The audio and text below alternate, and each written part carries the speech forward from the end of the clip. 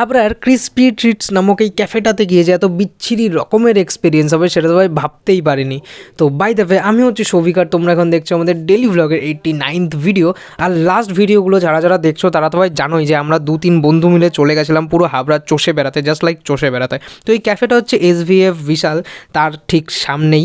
তো ক্যাফেটার নাম হচ্ছে ক্রিসপি ট্রিটস, যেটা প্রথমেই বললাম। আর এর ভেতরের অ্যাম্বিয়েন্স ভাই সত্যি বলছি অসাধারণ লেভেলের ছিল। আর আমরা এখানে গেছিলাম এই 3জন মিলে, যেই 3জনকে প্রথমে ভাই দেখে নাও, তাহলে ভিডিওটা দেখতে সুবিধা হবে। আর আমাদের সামনে যে এই বান্দা বসে আছে, তো এই বান্দার ফোন দিয়ে ভাই ভিডিওগুলো হচ্ছিলো, মানে জুম আউট করছি পুরো ওয়াইড অ্যাঙ্গেল হয়ে যাচ্ছে, জুম ইন করছি ম্যাক্রো লেন্স হয়ে যাচ্ছে ভাই, আলাদাই রকমের সেটিংস করা ভাই ফোনে। আর এখানে ভাই মেনুটা জাস্ট দেখো, মেনুতে এত এত জিনিস আছে না যে একদম পারফেক্ট একটা বড়সড় ক্যাফেকে হার মানাতে পারে। আর সব কিছু একদম রিজনেবল প্রাইসে, কিন্তু খুব কম কম দামের ছিল কিন্তু এখানের এই ক্যাফেটাতে। আর এখানে কিন্তু তোমরা পিৎজা, পাস্তা থেকে শুরু করে স্ট্রিট মোমো সব কিছু পেয়ে যাবে।